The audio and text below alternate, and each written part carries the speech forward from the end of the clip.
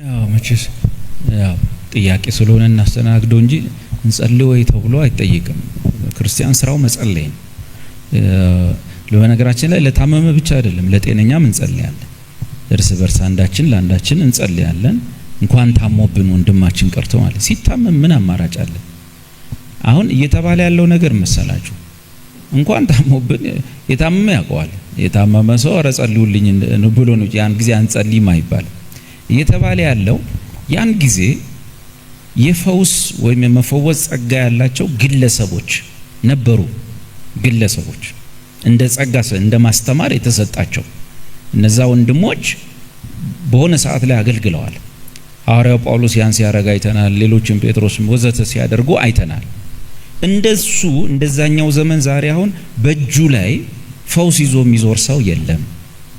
በእጁ እንደዚህ አንጠልጥሎ እዚህ ሰፈር የሚፈወስ አለ ወይ ደግሞ በተገኘ ቁጥር ተነሽና ተመላለሺ ወይም አልጋህን ተሸክመ የሚለው የለም ነው። ካለ ደግሞ አሳዩን ነው። ቢሞከርም እኮ አሁን እኮ ማሳያም የለም ነው።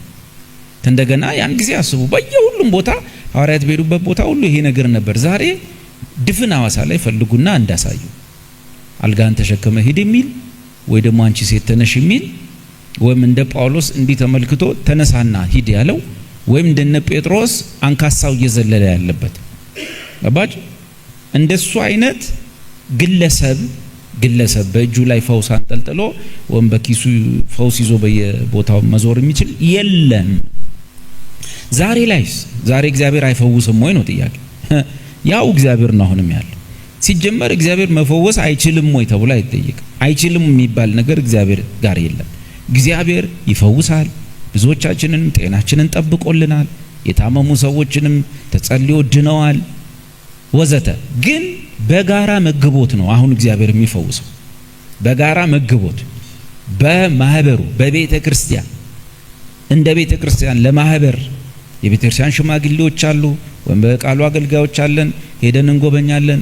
ወንድማችን ታሞ ሲል መጀመሪያ የምንለው ነገር እንዴት ነው? መድኃኒትን እየወሰድክ ነው ወይ? በደንብ ተከታተል፣ ሕክምና ውሰድ፣ በርታ፣ ምግብ ብላ፣ እህል ብላ። አሁን ደግሞ እንጸልያለን። ለጌታ አሳልፈን ሰጥተነው እንሄዳለን።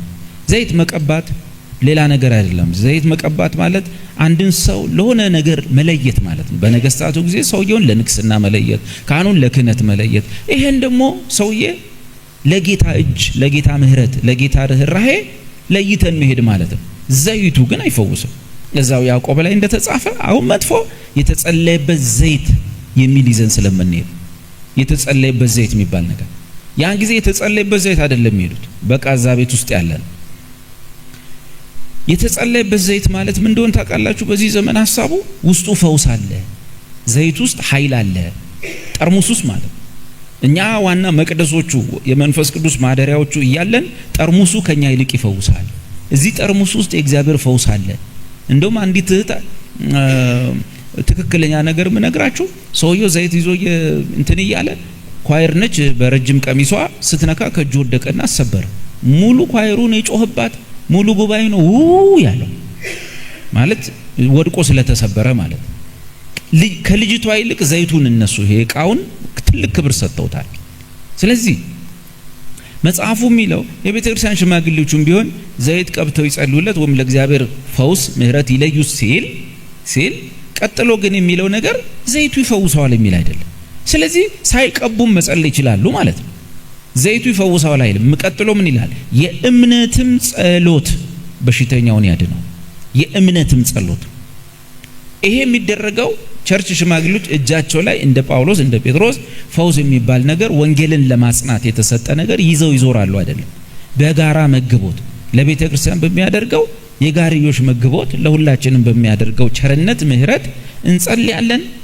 ሲፈልግ ይፈውሰናል፣ ሲፈልግ ይጠራናል። መጥፎ የሚሆነው አሁን ጸልየንልሃል፣ መድኃኒትን ጣል፣ አሁን በልተነሳና ሩጥ፣ መነጽርህን ስበረው ምናምን አይሆን። መድኃኒቱን የሰጠው ሐኪም ነው፣ ተው ማለት ያለበት ሐኪም ነው። መነጽሩን የሰጠው ሐኪም ነው፣ እውነትም ድናሃል ስበረው ማለት ያለበት ሐኪም ነው። ድሮ ግን እንደዛ አይደለም። አልጋህን ተሸክመ ተነሳና ሂድ፣ እንደዚህ ይሁን፣ በቃ ዳይሬክት ነው፣ ቀጥታ ነው ፈውሱ። እያየ ነው፣ ቁርጭምጭሚቱ ይጸናል፣ እየዘለለ ይሄዳል። እሱኛውን አይነት ማንጠብቅበት ምክንያት መሰላችሁ? ብንጠብቅም እስካሁን የለም፣ ብንጠብቅም የለም። ያኔ እዛ ጋር ቆመ ምን ይደረግ?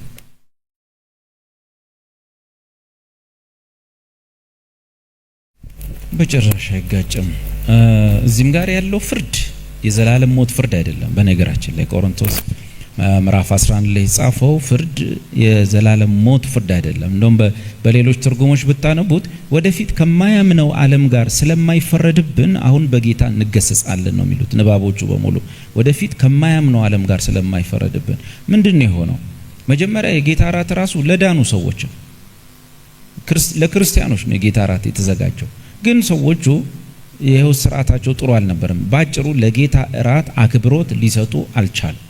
አክብሮት ሊሰጡ ስላልቻሉ ጳውሎስ ምን አለ? ስለዚህ በጌታ እንገሰጻለን። ያ አነባበቡ ላይ ሳይገባው ከምንልልቅ ከምናላላው ይልቅ ሳይገባው የሚል if someone is unworthy ማለት ሰውየው ለዛ ነገር ተገቢ አይደለም፣ ሳይገባው ምን ሆነው ነው?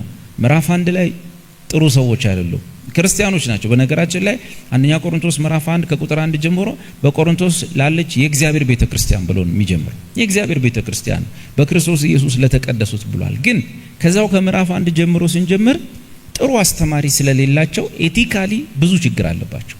ምዕራፍ 1ም ላይ ችግር አለባቸው። ምዕራፍ 2ም ላይ እርስ በርሳቸው ይለያያሉ። ምዕራፍ 3ም ላይ ጳውሎስን ያሙታል። ምዕራፍ 4ም ችግር አለ። ምዕራፍ 5 ጭራሽ የአባቱን ሚስት ቀምቶ ቸርች አብረው ለወርሺፕ የሚመጡ አሉ። ምዕራፍ 6ም ላይ ችግር ነው። ምዕራፍ 7ም ያው ነው፣ ጣዖት ቤት ነው። ምዕራፍ 8 ምንም የጋብቻ ችግር ነው ያለው። ምዕራፍ 8ም ጣዖት ቤት ነው። ምዕራፍ 9ም ላይ ችግር አለ። የተሻሉት ደና ተሻሉ የተባሉት ምን እንዳደረጉ ታውቃላችሁ? ቤተክርስቲያን ውስጥ መጥተው ሁሉም በልሳን ካልጮህም ብለው ያብዳሉ። ጳውሎስ እናንተም ብትሆኑ እብዶች ናቸው፣ ምንም እዚህ ገባ የሚባል ሰው ጠፋ። ሁሉም ግን ሲጻፍላቸው እንዲህ ተብሎ ነው በቆሮንቶስ ለምትኖር የእግዚአብሔር ቤተክርስቲያን። ችግሩ ምንድነው? ችግራቸው ታውቋል። አስተማሪዎች የሏችሁም። ለዚህ ነው እንደዚህ የምትሆኑት። በቃ አጵሎስ የሚባል በመንፈስ የሚቃጠል አገልጋይ በአንድ ወቅት ነበራቸው። በዚህ ይሮጣል፣ በዚህ ይገባል፣ ሃሌሉያን በጣም ምናምን። እንደ ጳውሎስ አይነት ተረጋግቶ የሚያስተምራቸው ሰው ግን አልነበራቸው። በዚህ ምክንያት በየዋሉበት ቦታ እየተዝረከረኩ እየመጡ የጌታን እራት ክብር የሚገባውን ክብር ሊሰጡት አልቻሉ። የሚገባውን ክብር አንዳንዶቹ ቀድመው መጥተው ለጌታ እራት የተዘጋጀውን ወይ ጠጥተው ይሰክሩ ነበር። አንዳንዶቹ እዛ በዋሉበት ውሎ እንደመጡ እጃቸውን ይዘርጉ ነበር። ሌሎቹ ሌላ ክርስቲያን መጥቶ ሳይሰበሰብ እነሱ ጨርሰውታል፣ ቁጭ ብለዋል። እንዲህ ሲሆን ጌታ እርምጃ ጀመረ። እርምጃው 1-3 አይነት ነው። ስለዚህ በእናንተ ዘንድ አንዳንዶች ወይም አያሌዎች በድካም የተቀጡ አሉ፣ በህመም በበሽታ የተቀጡ አሉ፣ አያሌዎችም ደግሞ በእንቅልፍ አንቀላፍተዋል ነው የሚለው። በእንቅልፍ እንዲቀጡ አድርገዋል። አሁን አዳዲስ ትርጉሞች ላይ ሁሉ ሂዱ፣ ወይም እንግሊዘኛ ቀላል ትርጉሞች ላይ ከዛ በኋላ የተናገረው ምንድነው? ከሚመጣው ከማያምነው ዓለም ጋር ወደፊት ስለማይፈረድብን አሁን በጌታ እንገሰጻለን። ይሄ ስራ የምንድን ነው?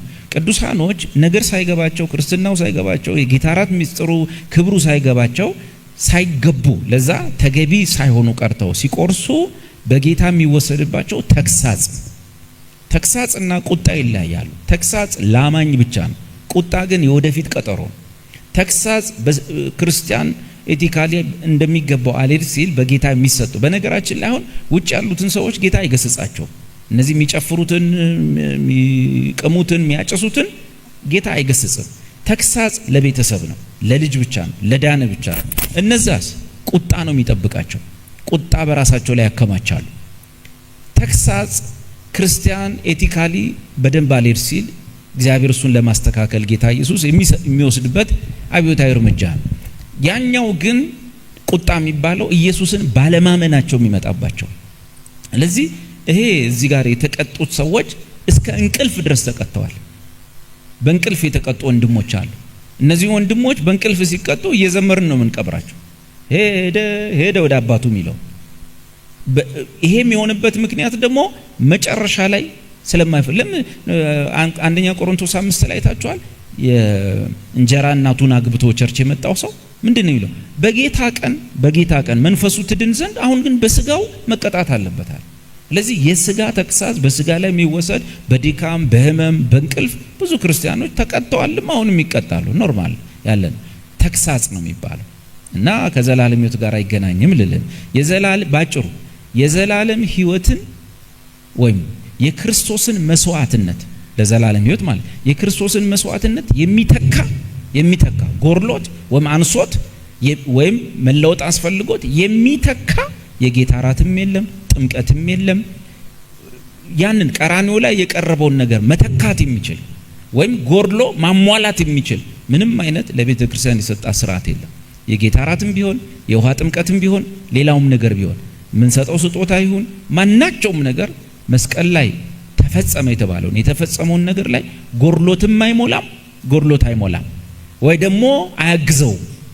ደህንነት ሙሉ በሙሉ ያለቀው በክርስቶስ ሰውነት ላይ በተፈጸመ ፍርድ ነው። በዛ ቁርባን ላይ በወረደ የእግዚአብሔር አብ ቁጣን እዛ ጋር አልቋል። የቀረው ነገር ሁሉ በሌላ ምክንያት ይደረጋል። እነሱን ደግሞ የቤቱ ስርዓት ነው። ስናበላሽ ተግሳጽ አለ፣ እንገስጻለን።